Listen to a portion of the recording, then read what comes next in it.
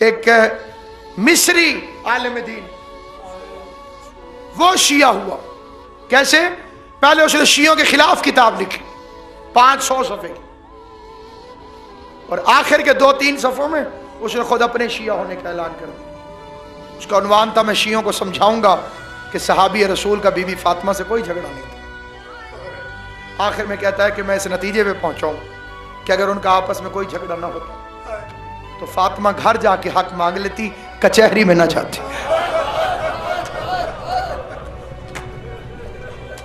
इतनी बड़ी पर्देदार बीबी, इतनी बड़ी तैयबा ताहिरा मखदूमा,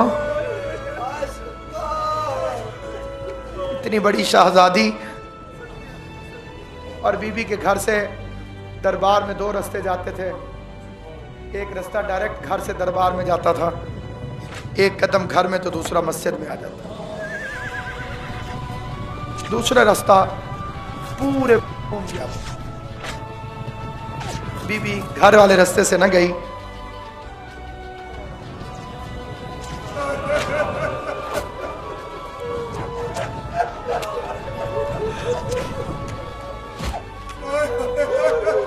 ये है हमारे ये बहावलपुर से आगे के इलाका है हेड राजकान। वहां मैंने 2 हफ्ते पहले मजलिस पढ़ी थी। हेड राजकान अराई फैमिली के चौधरी।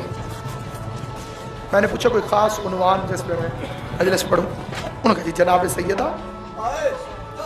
मैंने कहा कोई खास वजह? मुझे तजस्सुस हुआ, कोई खास वजह? कहने लगे कि इसी मसले पे हमारा दादा शिया हुआ था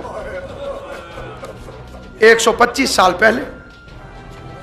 तो मैंने कहा बात क्या हुई थी? उन्होंने कहा हमारा दादा 7 गांव का चौधरी था, पकड़ी थी उसके साथ, फैसले करता था, खाना खिलाता था लोगों को। तो लोग खाना खा रहे थे, इतने में किसी बंदे ने शियों के खिलाफ बात की। दादे मेरे ने सुनी अनसुनी, सामने देखा कि फकीर चावल खा रहा था, मलंग।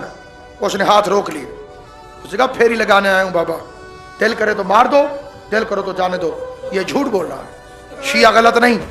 ऐसे पूछो रसूल की बेटी दरबार में हक मांगने गई थी कि नहीं गई?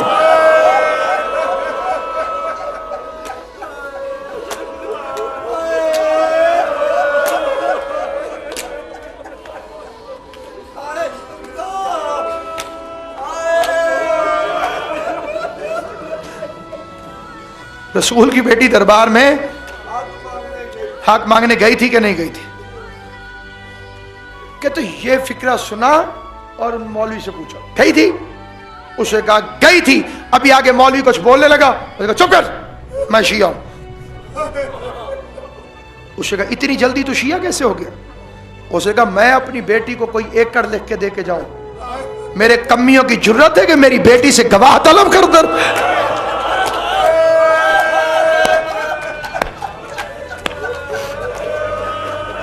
मेरे कमियों की औकात।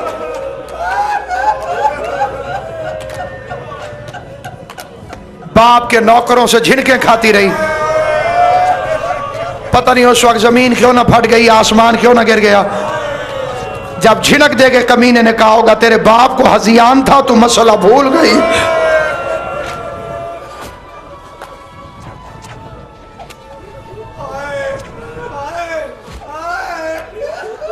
अल्लाह इस हाय को बीबी के मुकदमे में गवाही के तौर पे